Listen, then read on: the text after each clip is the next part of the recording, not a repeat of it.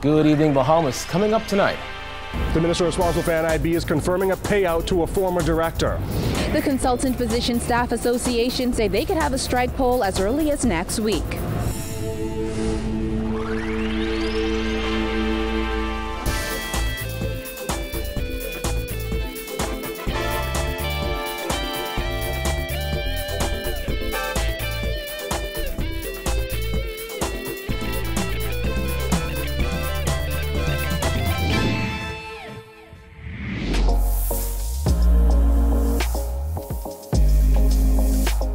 Our News is brought to you by Alive. Welcome to Our News, and thanks for joining us. I'm Kyle Joaquin. The minister responsible for the National Insurance Board, Brenzel Roll, confirming to Our News that NIB's former director, Algernon Cargill, received a payout. However, Roll says it wasn't $500,000 as rumored. This comes nearly 5 years after Cargill was fired from his post at the Social Security Agency. Jared Higgs reports. Roll was tight-lipped about the payment, but he said that Cargill was agitating for it for a long time. The NIB board did settle with Mr. Cargill. He has separated from the board, and the conditions upon which he separated we regard as fair.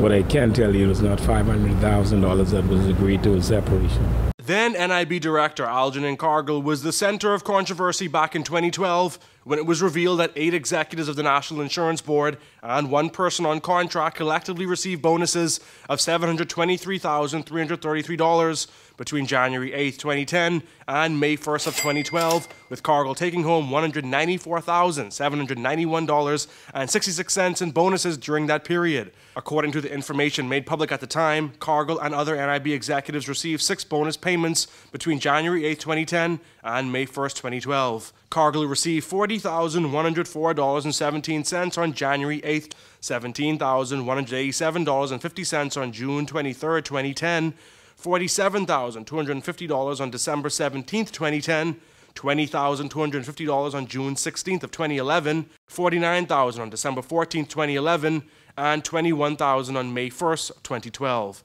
Months after coming into office in May 2012, the Christie administration launched a forensic investigation into allegations against Cargill, who was suspended at the time, and Gregory Moss, who was fired as NIB's chairman. That audit, which reportedly cost the government $861,606, also pointed out reported irregularities in the awarding of certain NIB contracts for various projects. The report also noted that auditors found that Cargill is listed as an officer of a company owned by his brother that rented an apartment to NIB. When pushed on the reason for the payout 6 years later, Roll said it was in relation to the manner in which Cargill was removed from NIB. It has to do with the whole issue of how he was separated, and we thought that we offered him a fair package, and we both are satisfied that the separation was justified, and we move on. Able to say how much? No, I can't discuss that. That's his personal business. Roll says while Cargill wasn't attached to NIB at the time of his payout, he was constantly threatening the national social security provider with legal action. Well, he has been agitating from he was fired by the PLP. Okay. And we just determined that we wanted to have a clean separation. That's what we did.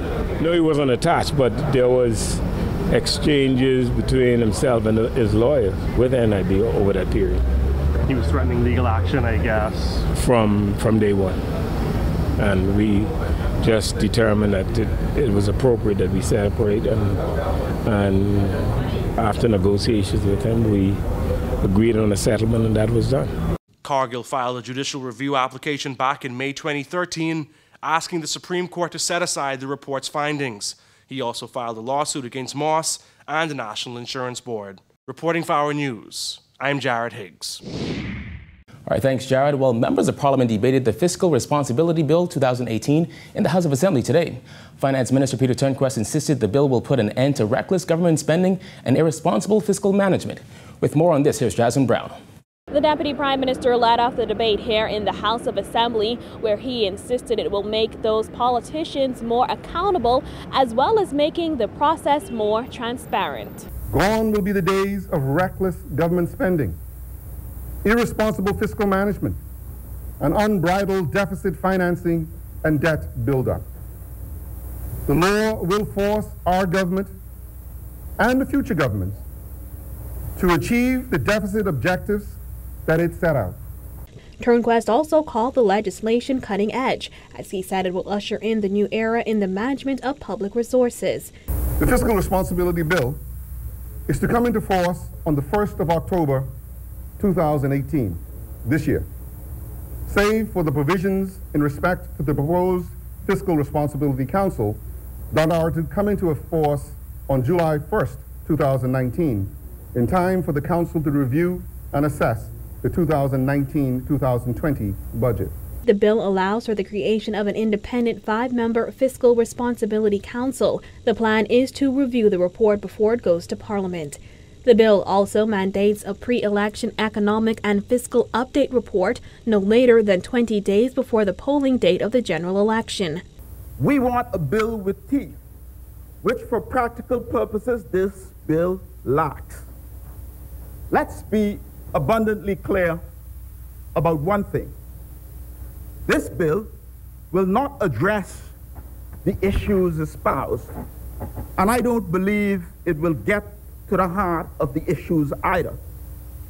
There is nothing in this bill that will stop this government from running a $1 billion deficit if it wishes to do so. There is nothing in this bill that stops this administration from buying a $100 million yacht to entertain investors, friends, families, and F&Ms, or to buy a Concorde jet, Honorable Member, or from buying the Grand Lukai Hotel. Mischievous to suggest that the government is remotely possible.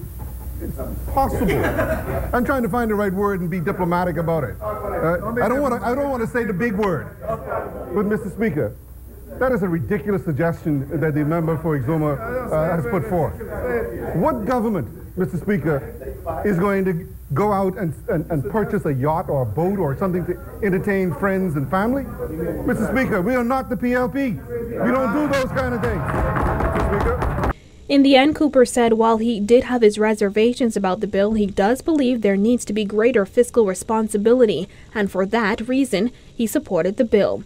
Reporting for our News, I'm Jasmine Brown. All right, thanks, Jasmine. Well, Exuma's and Ragged Island MP Chester Cooper also calling on government to strengthen the powers of the Public Accounts Committee.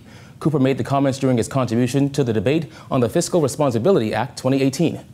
We need a PAC with more teeth and institutional support, not just for this bill, although certainly the PAC should have a role in the enforcement of this legislation.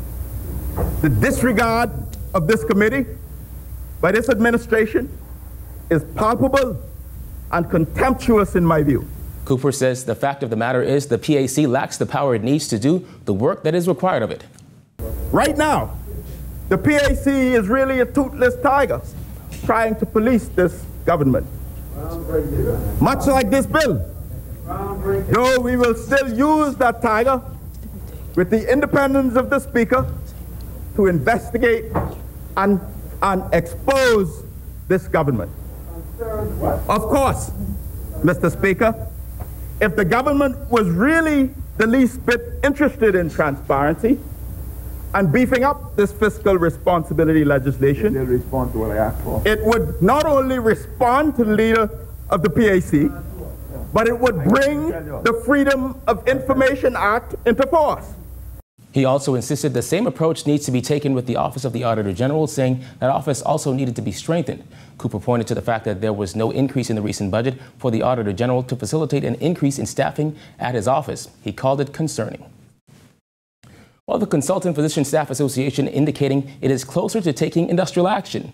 Though the PHA has claimed it is cash-strapped, the CPSA president says they must find a way to generate funds as physicians have been working with poor conditions for far too long. Jillian Gray reports. The Consultant Physician Staff Association says while PHA may be claiming to have financial constraints, the large contracts it gives out raises a few questions. It's acceptable, possibly, that they are saying that they have financial constraints, and we understand that, and we accept that may be so. Although when you listen to all those contracts for $1.9 million and all the other stuff that they do, it raises questions. Last week, PHA Managing Director Catherine Weish said they have a $25 million operating deficit, which leaves very little funding available for the upkeep of public healthcare facilities, adding that it is simply not sustainable to continue to expand salaries and benefits while neglecting responsibilities to modernize and repair healthcare facilities. Dr. Monroe, however, asserted that their organization has reached its breaking point and warned they will take action. We're going to have an urgent call meeting next week, and that strike poll may be called as early as the end part of next week. The CPSA president said they continue to function despite poor working conditions and added that they are dissatisfied with the manner in which PHA has handled relations. He also asserted the PHA has shown a lack of respect for senior physicians and the industrial process. They have not had the respect, the decency to make contact with any of us to indicate that they are willing to come back to the table. And that is a total lack of respect for persons like ourselves, senior physicians. Now, while PHA officials have claimed the money simply isn't there, Dr. Monroe is calling on the government and PHA to be innovative and figure out how to generate more funds. The government as well as PHA, they need to figure how it is. Just like BPL, just like water and sewage, just like Bahamas there, you have to figure out in your organization how is it that you will raise the funds to meet the standards that ought to be met. Dr. Monroe said revenue can be obtained from fees for legal reports and insurance claims. He added that these are just some of the proposals the CPSA has passed on to PHA officials in an effort to help them capture lost revenue. The Department of Anesthesia and Surgery actually proposed to the former board members to put in place a pilot project to assist with this sort of thing. Reporting for Our News, I'm Jillian Gray. Well, days after Attorney General Carl Bethel described controversial contractor Jonathan Ash as a whistleblower, Deputy Prime Minister Peter Turnquist is remaining mum on the issue. Bethel's comments came after a document circulated on social media purporting to show $150,000 of payments made to Ash between May and August of 2018. When asked about the payments still being made to Ash, Finance Minister Peter Turnquist would only say this. A lot of noise. Let me stop you. The matter is before the court. I'm not going to comment on it. Still to come, BTVI's scholarship program oversubscribed, plus the Bahamas Red Cross needs your help. Stay tuned.